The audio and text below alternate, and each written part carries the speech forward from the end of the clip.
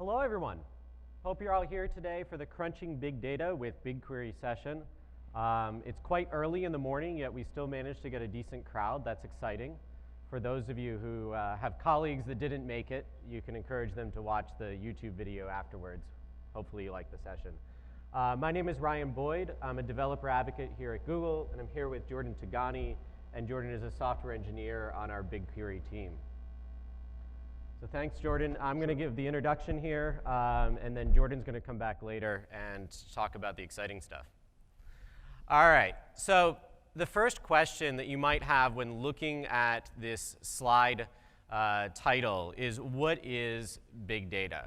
Big data is a term that's often used to represent different things, and in the tech press or in industry. And for our session here today, we really want to define what it means. So the question I have for you today is, how big is big? How many of you think 1 million rows is big data?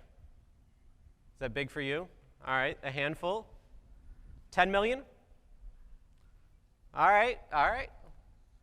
100 million rows? All right, we actually have most of the audience there with 100 million rows. For us, 100 million rows is kind of getting there, but 500 million rows. Come on, give us some applause for 500 million rows of data. All right. So 500 million rows. BigQuery is really optimized for hundreds of millions of rows to billions of rows of data. It's a lot of data. And you might wonder, what does Google do with such massive amounts of data? Big data at Google, it's really important. And we've been dealing with big data in this space, or even much larger, pretty much since we started.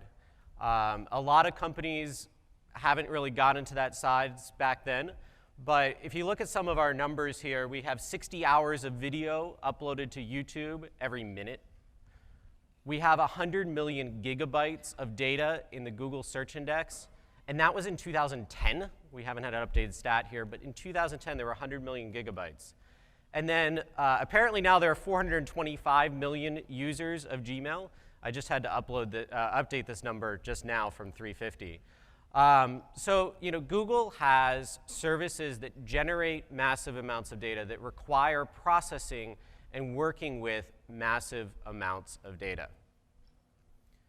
Now, it used to be that companies that wanted to work with data would load it on a database server, something like this. They would load all their data on that database server, and in order to process more data, they would increase the memory, add a few CPUs, and it would get costly, but it was all kind of stuck in that single box. Google really looked at this and said, you know what? We don't just have one server. We have dozens, hundreds, thousands of servers around the world, and we can use all of those servers in order to process our massive amounts of data. But we needed the software that enabled us to do that. We needed software that we could run very quick queries to process the data generated by our products, to iterate on those products and make them better for our users. And most of the software for distributed computing on large-scale environments like this would handle the queries that you wanted to do, but would give you the results in the matter of minutes or in the matter of hours, not in the matter of seconds. And we really wanted that ad hoc iterative analysis to improve our products. So Google invented our internal technology called Dremel. Dremel is really a technology that allows you to do SQL-like queries on massive amounts of data, hundreds of millions, billions of rows, gigabytes, terabytes, large amounts of data. You can do SQL-like queries and get results quickly. So what types of queries do we use Dremel for? Google uses Dremel for all sorts of different things. Google uses Dremel everywhere from understanding our products and our usage of products to building things, products like Google Books, and in our ads environment as well. So let's give you some examples.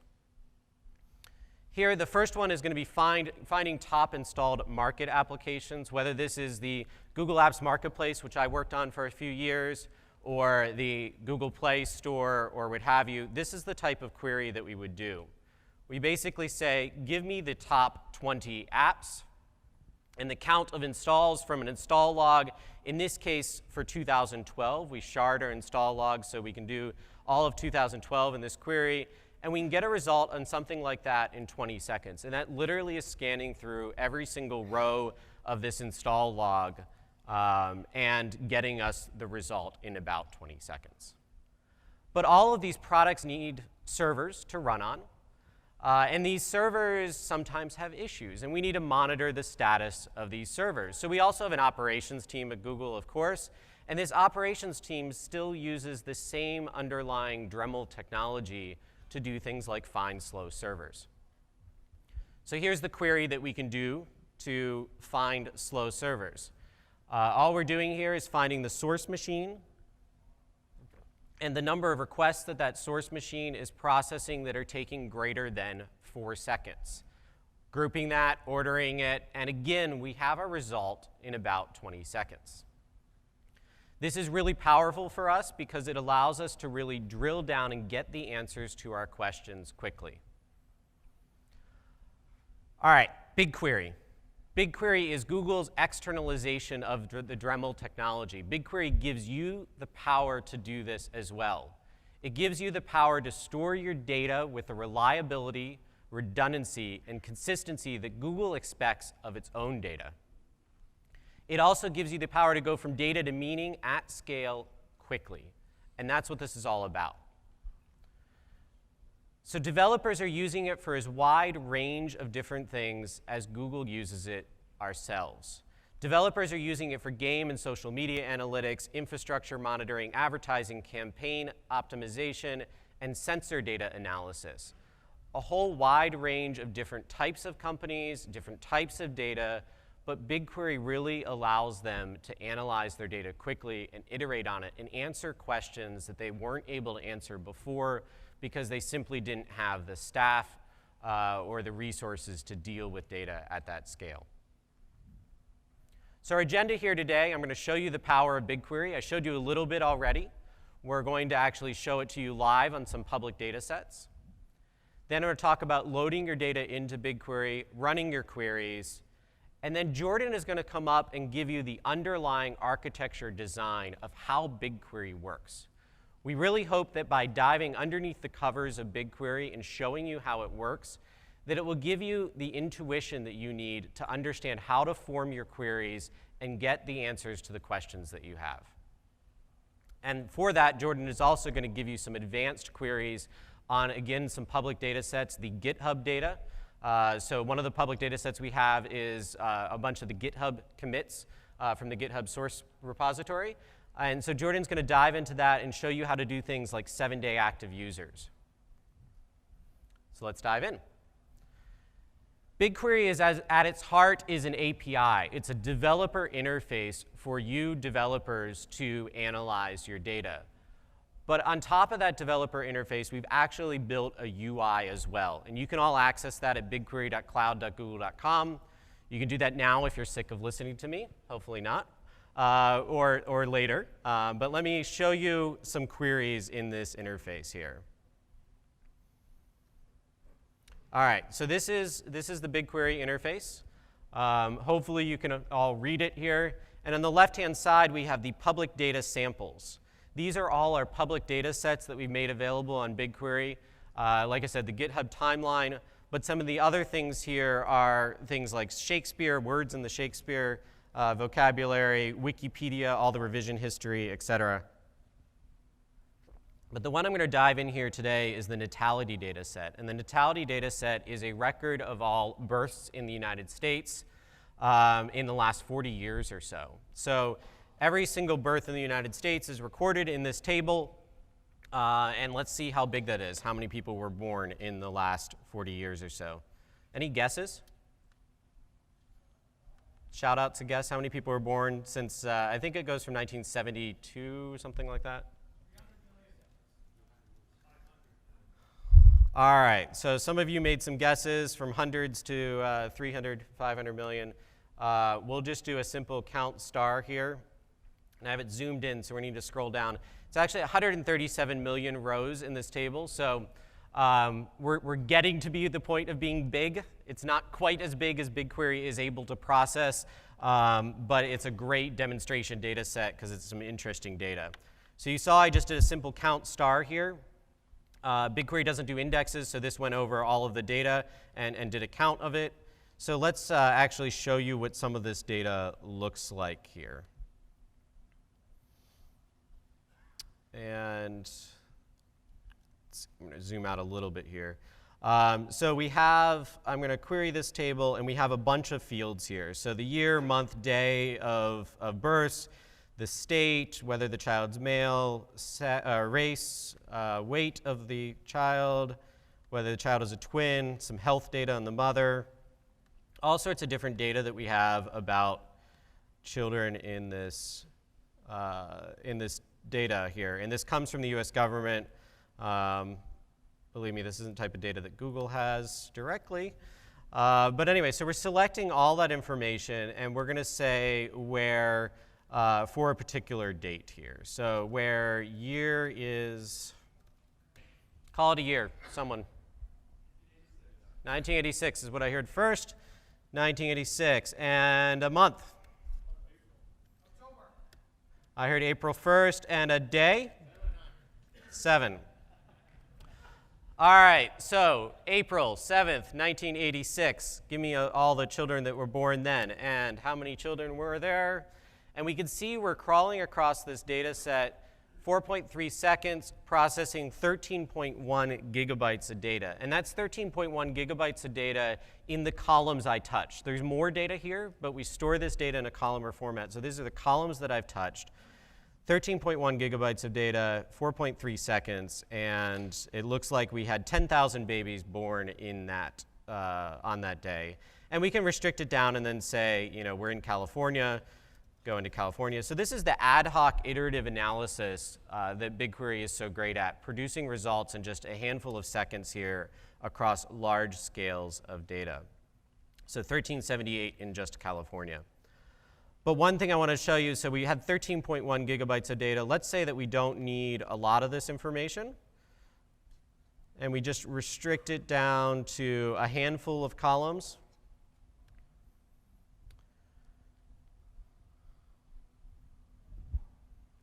And so in this case, we went over 4.92 gigabytes of data. So BigQuery actually bills based off of the amount of data that you touch when running your queries. It's $35 a terabyte. And so in this case, we've only processed 4.92 gigabytes of data. You only have to select the columns that you're really interested in looking at, and you'll only be billed for the columns that you select. All right, so we have this. Now, I promised you that BigQuery is actually a developer interface. So let's look at something that is built on top of it. This is an example. This is a company called ClickView, which is a visualization provider. And they've built a connector for BigQuery. And this connector for BigQuery allows you to visualize any of your data that's in BigQuery. And one of the demos that we launched last week was this ClickView demo on top of the birth statistics data. And you can drill down onto it, you can filter all the data, and it's running live queries against BigQuery. So check this out, and there was another one of the demos. Sorry, I guess I loaded this earlier when, but you can check this out. We launched actually another demo with a partner called Beam, and that demo is on the same data plus some business data, another visualization provider, and we'll have more and more third parties in our ecosystem releasing things too. All right, but let's show you how to actually do this yourself. So over here, I have a Google spreadsheet, and this Google spreadsheet has a big button here that says Run Query, Run. I'm going to click that. And what this is going to do is actually execute a query against BigQuery and going to put the results of that query into the spreadsheet.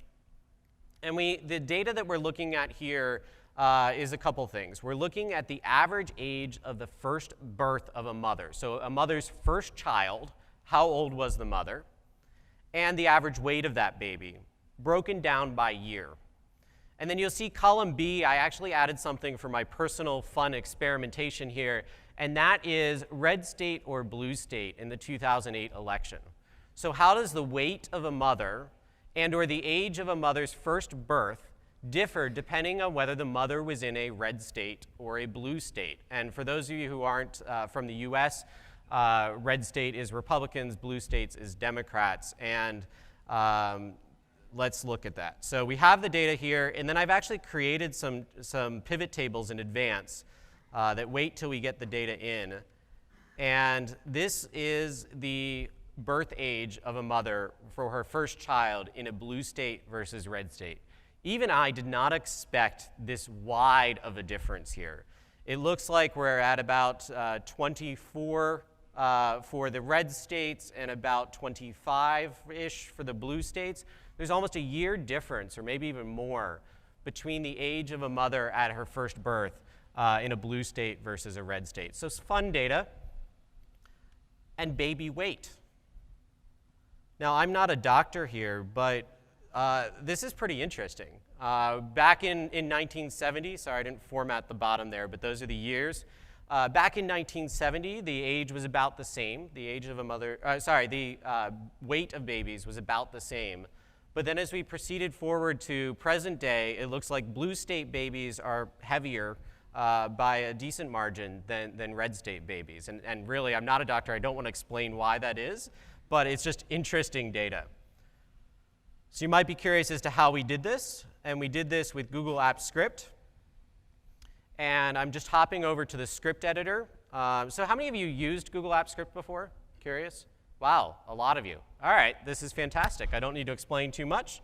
But for those of you who haven't, JavaScript-based language executed on the server side integrates with a lot of Google APIs. But up at the top here, we basically have a query defined. We have then some thing that's getting our active spreadsheet, a method that's getting our active spreadsheet. And then we have a single row or single line here that's executing our BigQuery query. And it's running asynchronously. So here we're then looping through and checking for the result of our query every 500 milliseconds. And when the result is complete, then we're just outputting the data to our Google spreadsheet. So 67 lines of code with a lot of formatting that could probably fit in about like 50 lines of code to get these results from BigQuery and populate them into our spreadsheet and then run analysis on it in the spreadsheet, which is a tool lots of people are familiar with. All right, so let's talk about how you do this yourself, how you get your data into BigQuery. First thing that you should be aware of is, typically when you're working with databases, you're doing what's called denormalizing your data. You're basically taking your data, normalizing your data. You're basically taking the duplicate records and removing them. So for instance, if we have a birth record table here, and then we have the parent's record, if the same parent gave birth to multiple children, they would only have one row in the parent record and many rows in the birth record table. With BigQuery, we actually denormalize this data and we put it all into one table. This actually makes it a lot more efficient to run our queries and do our analysis. And BigQuery really is meant for that analysis part. It's not meant to constantly be updated or anything like that. You can append to it, but you can't update the data in it. It's really meant for this analysis. So you load the data in a denormalized fashion, and that makes it a lot faster for us to do analysis. And then Jordan will talk more about why that is. But you load it in a simple format called CSV. You all probably recognize what a CSV format file looks like. It's really simple. You get your data in the CSV file, load it into BigQuery, and you can load it in either coming directly from your machine to BigQuery, or you can use Google Cloud Storage as an intermediary as you load your data in. And that is a lot better from a performance standpoint and handles larger amounts of data. So once your data is in, you need to run your queries. And I've shown you how to do it in Google Apps Script, but we have a variety of libraries: Java, Python, .NET, PHP, JavaScript, AppScript, more, Ruby, Objective-C. I think there are even others. All sorts of different libraries that you can use to run your queries. And they're all as simple as I showed you with AppScript. It's really just you define your query, You send your query over, you look for a result, and then you get the results. But of course, it's a REST-based API, so you can do this in any language you want. If you feel like coding in COBOL, and COBOL has some new HTTP package or something like that, then feel free to use BigQuery on your COBOL, or from your COBOL. All right, I'm going to invite Jordan back up here. And Jordan, like I said, is going to give you, really, for those geeks in the crowd, those data geeks, the underlying architecture of BigQuery, and hopefully you get some intuition about how to build your own queries. Thanks, Ryan. Can you hear me?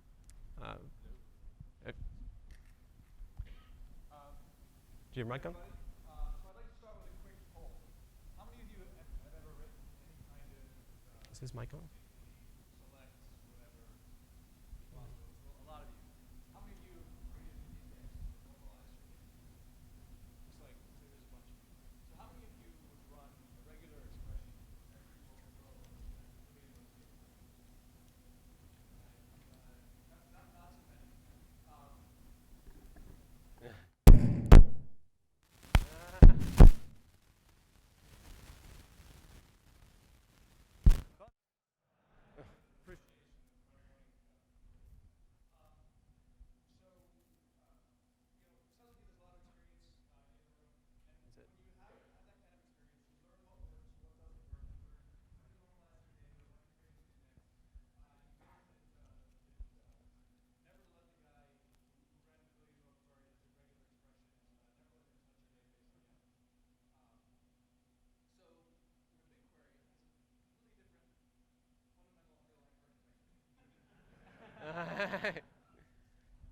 Wait, I have to get a picture of this. Come on.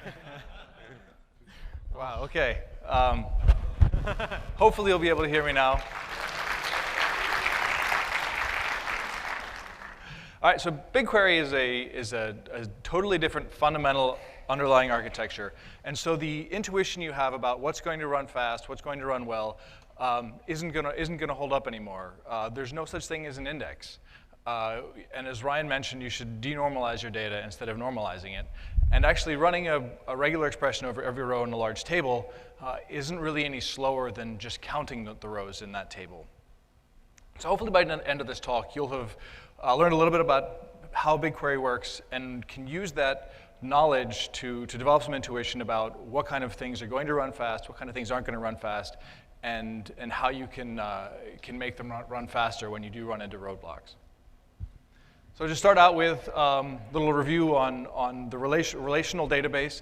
Now, virtually every relational database uses the same fundamental data structure to access its data, whether it's MySQL or SQL Server, Oracle, and that's the B tree. And the B tree is an on-disk data structure, and it's primarily good at finding things quickly. So it's sort of like a binary trio, only with a much larger fan out. So a query comes in, it starts at the root. Let's say you're looking for a particular customer ID. That'll tell you which of the children to look at, and you keep iterating down the tree until you actually find the data. And that's great when you have one of these B trees. Let's say this was customer ID, but what if you're looking up transaction ID and you don't have an index? Does anybody know what would happen? Anyone? Table scan, exactly. Had my plant in the front row. So a lot of the underlying theory behind databases has been around for a long time. People don't usually realize how long, but even so, this guy was way ahead of his time. But what I think he was getting at is that when you have really large data, it's going to take a long time to do that table scan. And on modern disk hardware, it's going to be about 3 hours to scan over an entire terabyte. And this becomes problematic when you're trying to do ad hoc type queries. And an example I like to use is top-level domain. So like whether it's a .net or a .com. Let's say you're looking for who accessed your site from various, or who referred to your site from various top-level domains, and you want to do a group by on that. In a relational database, you would first need to create a column that had the top-level domain, because you can't really index on the end of a field. And then you would need to create an index on it in order to do any kind of reasonable query. That can be really a pain in the butt if you're trying to do, you're just trying to figure out if this is interesting. So you don't want to spend a half hour or an hour just indexing something so that you can run a simple query and to find out if it's valuable. And a lot of the complexity of databases is really designed to avoid doing table scans because they're so expensive. So some folks at Google, realized they want to continue to run ad hoc queries, and the data is getting bigger, and so it's harder and harder to avoid table scans. And they just said, what if we don't bother avoiding the table scan? What if we just embrace it and make it fast? And so their goal was to perform a 1 terabyte table scan in a single second. And being Google, we don't like to scale anything up. We don't like to buy expensive hardware. We like to buy more hardware. So if you just think about how many disks you need to run that, it's a lot of disks. How many processors you're going to need if you're not going to pre-aggregate and pre-calculate things, it's a lot of disks. Luckily, being Google, this kind of hardware is not considered a lot. If you guys saw the compute engine keynote yesterday, 100,000 cores is where it starts to get interesting. 5,000, not such a big deal. So if you're not going to do, or if you're resigned to do a table scan, you don't really need a data structure that is designed to look things up quickly. And so they use the column store, and column stores are kind of are very popular right now. There's even a column storage engine for MySQL. But essentially the way they work is instead of storing things in record order format, where you store an entire record sequentially in the file, you store every column in a separate file. And there's two advantages of that. The first is if you're only querying over a couple of the columns, you only have to read those columns. That's pretty simple. The other thing is that columns tend to compress very well. And compression algorithms tend to work by removing redundancy. There's not a whole lot of redundancy within a row. I mean, if you think about if you've got user ID, phone number, and user's favorite color in your table, that information, there's not a lot of redundancy there. But if you just look at, say, the user's phone number, a lot of phone numbers look similar. Or user's favorite color, there may not be many favorite colors. There's plenty of opportunity to do compression there. But so that'll get you maybe 1 or 2 orders of magnitude. We're still not anywhere near where we would need to be able to do this sort of 1 terabyte table scan or interesting queries over data that size. So we're going to have to figure out how to re-architect the actual computation. And so some of you may say, well, why not just use MapReduce? MapReduce is a technology that was invented at Google. We released a white paper, I think it was about 10 years ago. And there's a popular open source package called Hadoop that's the open source implementation of that. Has anyone used Hadoop in the room? Okay, we have a bunch of Hadoop users. Any of the people that use Hadoop, would you use Hadoop to do interactive queries? Okay. Not many. Hadoop is a fantastic product. I mean, it's very cool. It will solve a lot of problems for you. But if you really want to do iterative, interactive style things, it's not necessarily the right tool to use. And in order to kind of understand why MapReduce wasn't used for this, I kind of want to go into a little bit of the architecture of MapReduce, and hopefully I can do this quickly. So MapReduce has a single controller that sort of commands a bunch of workers, and the workers are actually, true to their name, going to do the actual work. So the first step is map. And map, you basically run a single computation over the entire data set in parallel, and you output some other information, usually key value pairs that are used by the next stage. Next stage is surprisingly reduce. Reduce takes those key value pairs, and so everybody that got the same key will go to the same reducer. So if we're doing a group by the user's favorite color, everybody that liked purple would go to the same reducer, and say we were trying to count those up. The reducer would count those up, and then it would write the results back. And hey, that's awesome. That should be pretty fast, right? There's a problem, and that there's a step that I skipped over called shuffle that people usually don't think about because it's not in the name, it's not in MapReduce, but it really should be map shuffle reduce. And shuffle is slow.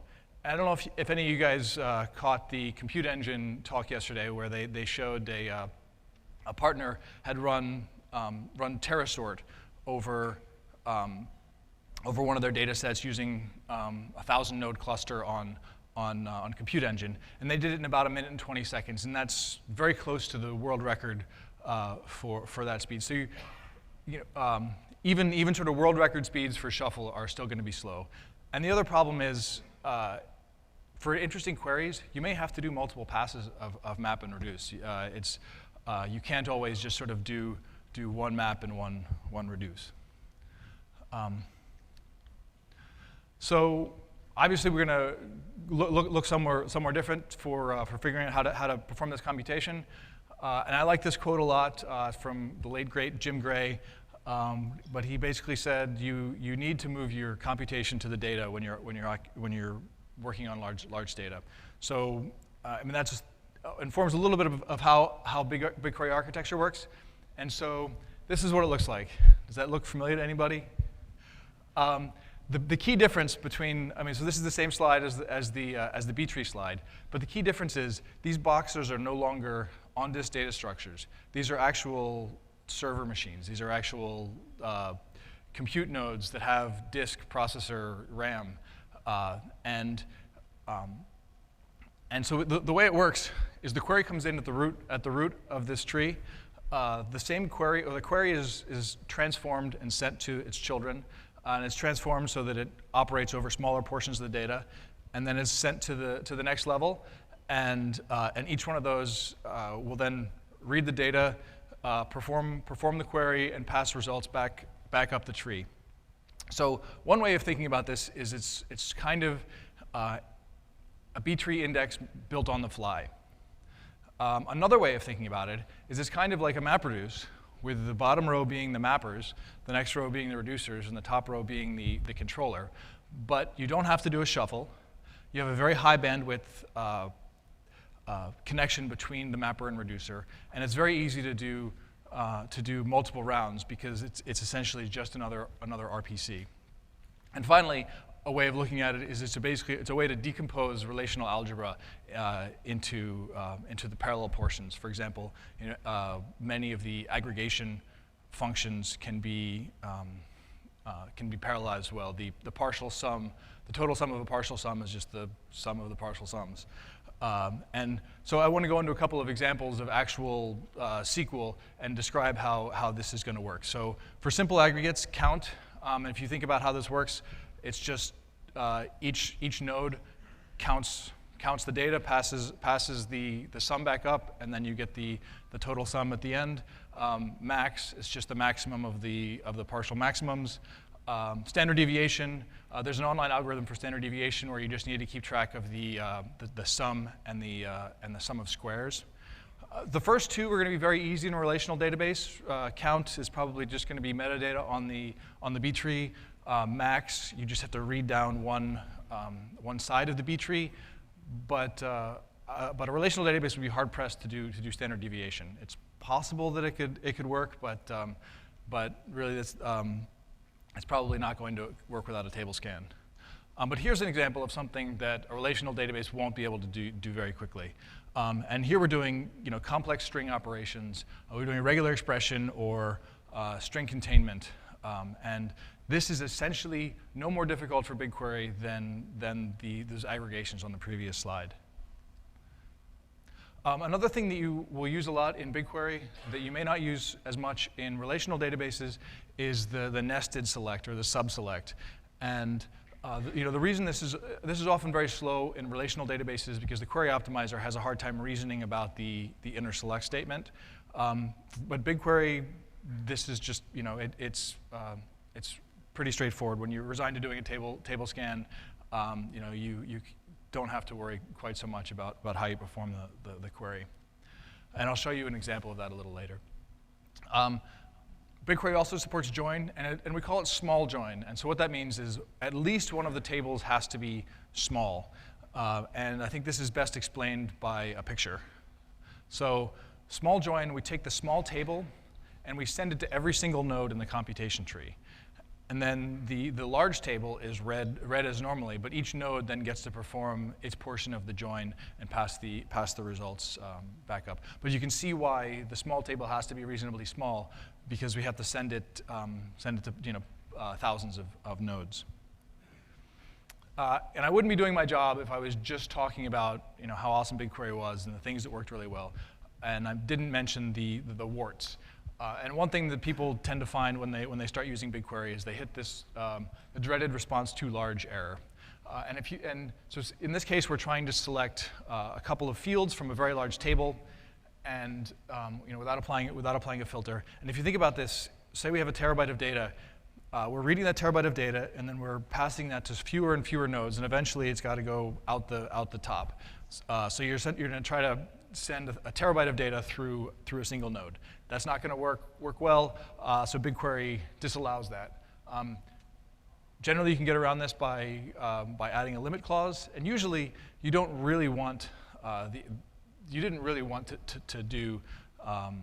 to get that terabyte of data back. You probably are just interested in seeing a few of the results. There's another case where you'll get a response too large error, and it tends to be non-intuitive. And that's when you're doing a group by and you have a lot of values in the group by. And what's essentially happening is that while say you're doing a group by and then you're doing an outer count, so you're just returning one value. It seems like, well, I'm just returning one value. Why should I get a response too large? But as data is passed between the levels, that can essentially have too many rows, and that often happens with a large group by.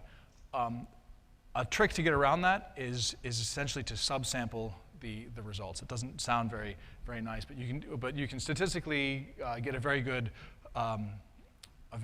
sampling of the underlying results. In this case, we're using the hash function, which is sort of like get hash code in Java, but it's a bit stronger than that, but more resistant to collisions. And we're hashing the user IDs and taking 1/10 of them. And I'll show you when I get to the queries how this is actually can be a very good approximation. One more case that's related to group by that that BigQuery has a workaround. If you're doing a group by and an order by, so that you can essentially get the most popular things or the top things, you can use the top API, and the top API is a statistical approximation, but it's an extremely good statistical approximation. It was designed by statisticians, and it's used heavily at Google. And that can get you out of some response too large holes. Okay, so I'm going to go to the demo, and the situation here is you're in the middle of a flame war on Hacker News about which programming languages are the most awesome. And you've got three factions. You've got the static language fanatics that say that static typing is the best. You've got the dynamic language zealots who think that dynamic languages allow you to code faster. And then you've got the functional programming eggheads who feel like functional programming hurts your brain, and anything that hurts has got to be good for you. And so what we want to do is we want to solve this once and for all. And we want to jump into the fray, but we want to actually back it up with data, unlike perhaps some of the other people involved in the argument. And so we're going to use the GitHub data set, and we want to compute the relative popularity of these types of languages over time. And to compute the relative popularity, we're going to use the 7-day actives metric, and that's the number of people that have been active in any of these languages over a 7-day period. And we want to do this in one query.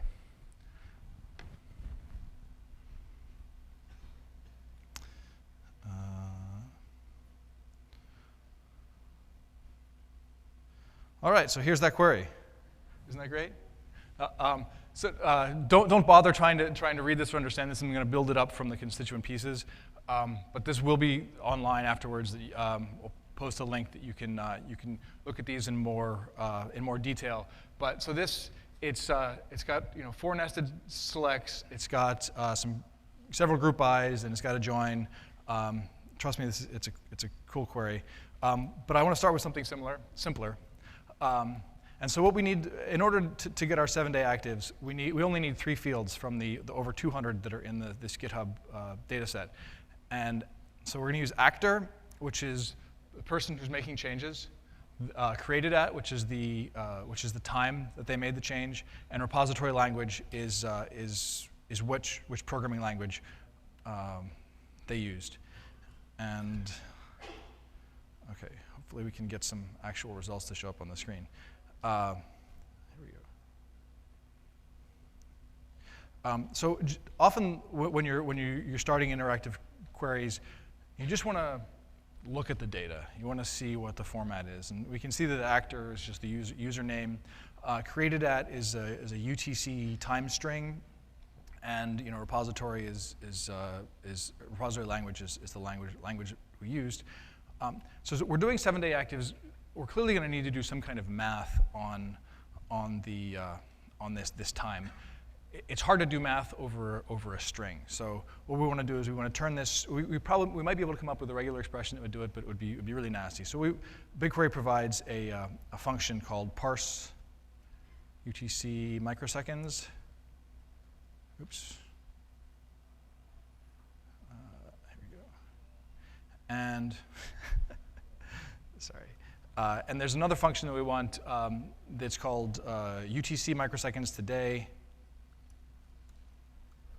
that will turn, that essentially will just truncate the timestamp to the day level. So basically, because we don't necessarily care what time of day something happened, we just care what day it is. And so we can see the results of this in a couple seconds. So now here we have the timestamps. I'm going to get rid of repository language here because often when you're doing solving a complex problem, it's easier to break it down into easier problems. So at first, let's just look at 1-day actives for the whole site.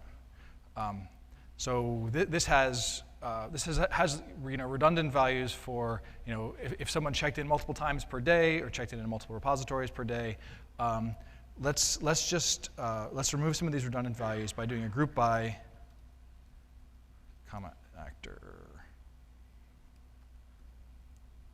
Group by day, actor. So now we have awesome. Oh yes, and as day. Thank you. Do a group by. Okay, so now here we're going to have the these sort of unique actor and day pairs. And so in order to find out how many of those are per day, we're going to just wrap this in an outer select. So, oops, day.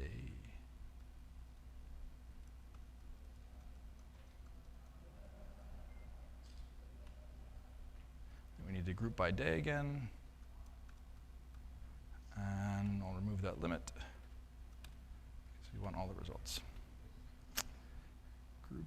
Goop. I cannot spell today. This should take a couple more seconds. This is a more complex query, and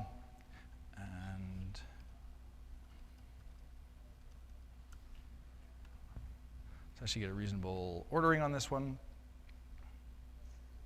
There we go. Okay, so here's the number of 1-day actives for essentially every day, and we could reparse that day back into the string value.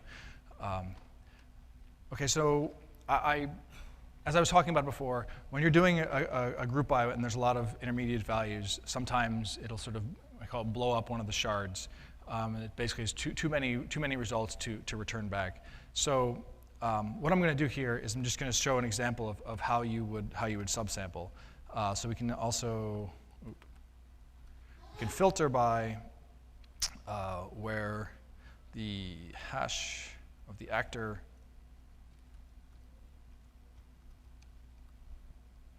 and then since we're filtering actors, dividing by 10, we need to multiply by 10 here, and we can get this in a couple of seconds. So this is the filtered version, and the numbers look kind of similar. And you may say, well, how similar are those? And so here's the query that'll actually determine how good of an approximation that was. And this looks like, perhaps this looks like an intimidating query, but it's actually really simple. We have, this is the query I just ran. This is the unfiltered query. This is the filtered query, right here. And we're just joining those two on day so that we can compare the various days. And then we're computing the error, so the difference over the expected value times 100, so that we get the percent error. And that's going to give us the percent error per day. And then we just take the average so that we get the average error. And when we run that, we see that it's less than 1% error. So that's pretty good approximation. Okay, so that's great. We have 1 day actives. What we really want is 7 day actives. And so this is a slightly more complicated query, but we've seen all these parts before. So this is the same sampled query that we had before. And then we're doing a join, just like we did in the last query.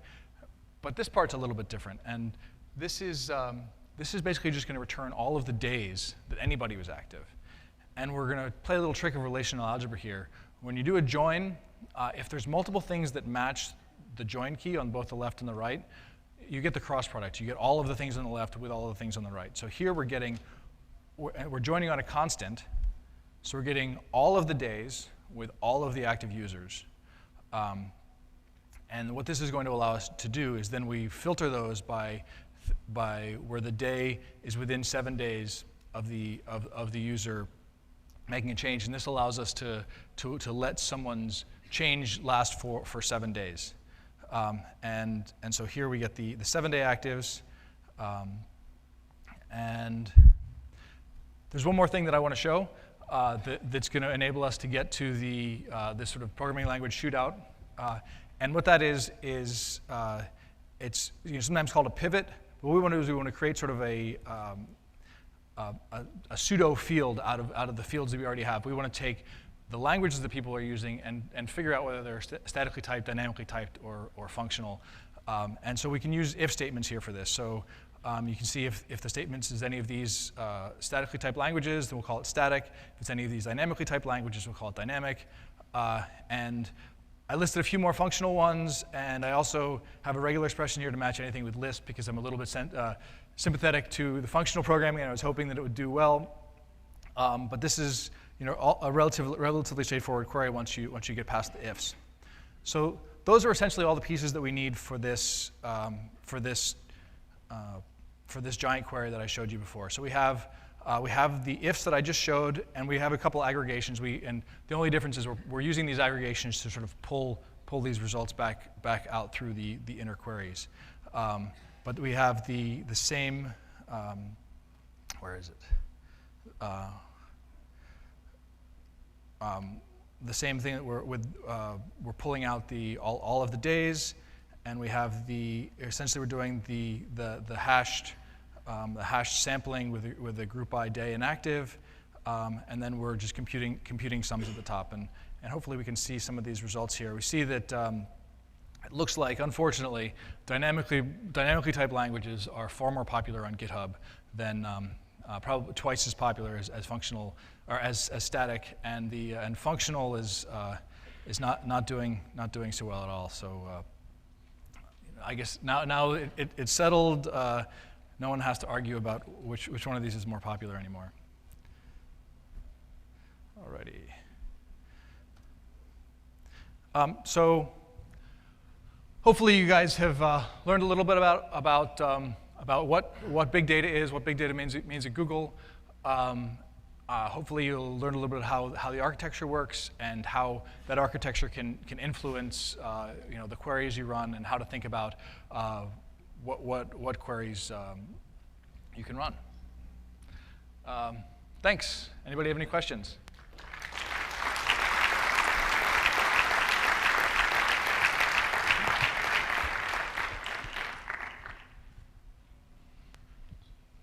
Hi. Does it support limit paging? So I could say select like limit 10, 20, 20, 30, and sort of page through my results, or? There isn't. You'd have to do the full limit, and then you can page through once you get those results. And there is also an nth, which would only allows you to get one row at a time. But if you need to get the millionth result, nth can let you do that. Okay, and also the small join seems like sort of a way to get around denormalizing all of our data, as long as we have a small enough table that we would be joining with. That's absolutely true. There's a performance bug right now, which is why I didn't show some of the joins live. The small joins are much slower than they should be. That's good. That's getting faster. I was hoping we could have that fixed by today, but it wasn't. But I think that also just sort of shows, with BigQuery, we release a new version every week. It's going to continue to get better. Things are going to continue to get faster. As more people start using it, we're going to get larger clusters. Hopefully we can turn that into a positive. All right, thank you. Sure. For instance, the red state, blue state analysis that I was doing on the states was a very small join. I mean, there's only 50 states. Each one is red or blue. So that was one example that we talked about. Yeah. I have a high-level questions. Let's say if I have a small project, so I need to get probably my SQL to start with, and later on the data get bigger and bigger, so I have to migrate to this kind of big data storage. So what kind of strategy you will recommend, or for the developer we have to prepare 2 sets of SQL, like when we migrate to a bigger data set strategy, then we have to just change all over. Yeah, I can take that. Basically, it's really easy to get data into BigQuery. You can basically keep track of what new data you're adding to your database, and every now and then do an import into BigQuery. You can do 1,000 imports a day. So take your data out of your SQL database into CSV format and put it into BigQuery. You will notice some great performance gains when you do things like aggregation queries. So for instance, on that natality data that I showed, the 137 million rows, I loaded that into a MySQL server in a large instance on EC2 and ran queries on it. And doing an average of the birth weight took about a minute, whereas BigQuery took a few seconds. So I'd really recommend you keep your SQL database in order to keep your data up to date, in order to serve your data live. But when you're trying to do your analytics, then export that data out of your SQL database into BigQuery. You can even do things like sharding based off a day, and you can select from multiple tables in BigQuery and union them together in your results if you have your data sharded. Yeah. Does that help? Come up later if you have any follow-up on that. Can you summarize what sorts of public data are available? Sure. Where's that question coming from? Oh, sorry. The lights are a little bit blinding. Public data, so we have Wikipedia revision history going back to about 2 years ago. There's 350 million rows. You can grab an updated version of that data set and load it in yourself. There's 450 million rows in that. Basically, every revision made to every Wikipedia article. It's really interesting data to play around with. We have the natality data that I just showed you, the birth certificates. We have n-grams. I'm trying to think of all the different other ones. The n-grams is the Google Books set. We don't have all that much, and we had a little bit of a hard time finding large public data sets. So if you guys have data sets that are large and public that you'd like us to include in the public samples, let us know. We would love to have more interesting things out there. The largest one I think we have is the network performance data. I forget what it's called. MLab? MLab, yeah, the MLab data set, which is kind of network performance data. It's a little hard for demos because not everyone understands the underlying data, but that is a very large data set that you can play around with. Is there something specifically that you're looking for? No. All right. Do you have any tips for making the development process cheaper? So if you're charging by terabytes of data touched, and just during the demo you touched a few gigs, I have great ideas for moving a data warehouse to BigQuery or log data, and while it might not consume a whole lot of disk by your standards, for my developers who are not accustomed to working with BigQuery, it could get pricey. We typically look at it as being less pricey than alternative solutions, and we found customers that tell us that. There is a separate charge for storage than there is for queries, so you can upload your terabytes of data, and the cost of uploading that data is cheap. It's when you run your queries and you touch the terabytes of data that you're getting the costs incurred. But if you know, $35 per terabyte, you compare that to, I started a bunch of Hadoop instances running Hive. I think I had 15 machines that I was running, and it ended up with a $900 bill after a couple days. That's a lot more expensive in my mind, because basically you're keeping those resources always running, whereas we're only charging you for the actual queries and all that you're doing. So, and our queries are going across hundreds and hundreds of servers to get you those fast results. And if you do have data that's that large, you can use the hash trick to sample out some of that data and get a million rows that they can work on. And when you have a million rows, those queries are actually really cheap. Really, if you're only touching a couple of megabytes, it takes a lot of megabytes to add up to a terabyte. The other thing is actually sharding the data. So I demoed the sharding on that 2012, like the market statistics from 2012.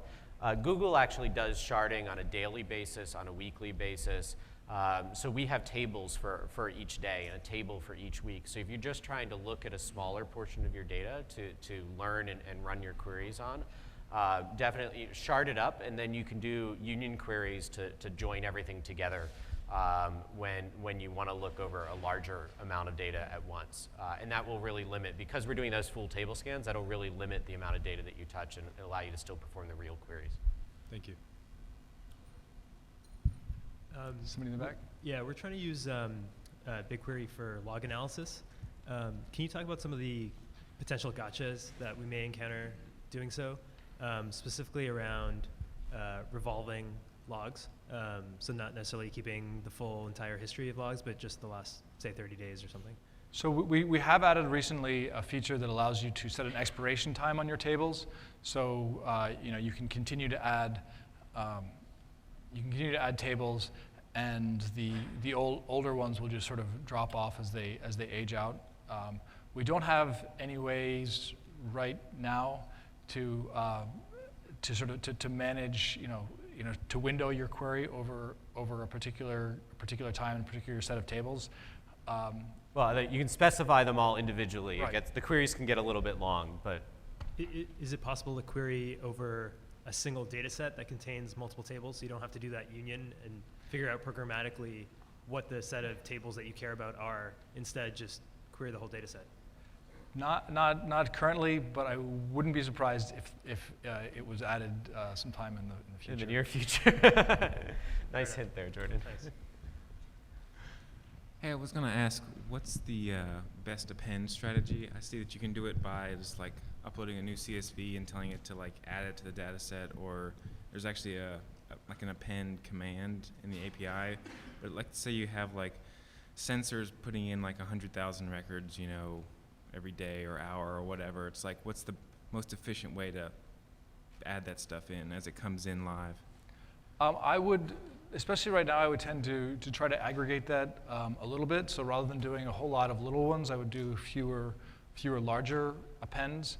And if you're going to want to do a lot of your queries only over a smaller portion of that, you might want to use several tables or daily tables, and then you can the syntax for including multiple tables is just a comma, so you can say from A comma B, which confuses some people because elsewhere that means join those two tables.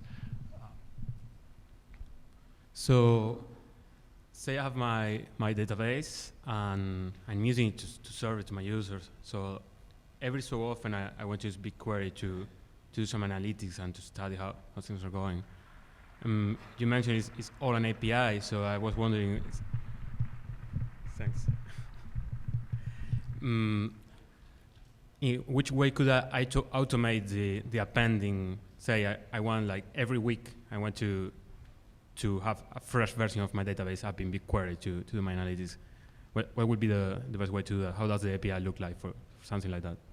I mean, I would just do a cron job or something like that, that you would select the last weeks of data out of your database. And I believe MySQL has a MySQL import function. I think they probably have an export function as well that will generate a CSV file for you.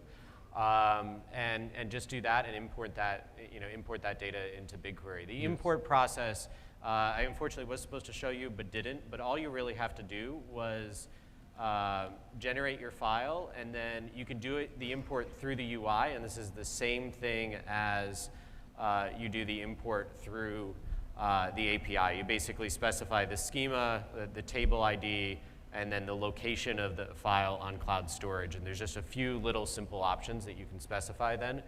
So you can just regularly import your data from your code in a cron job on a weekly basis would probably be the best strategy there. It would be just a post to some URL?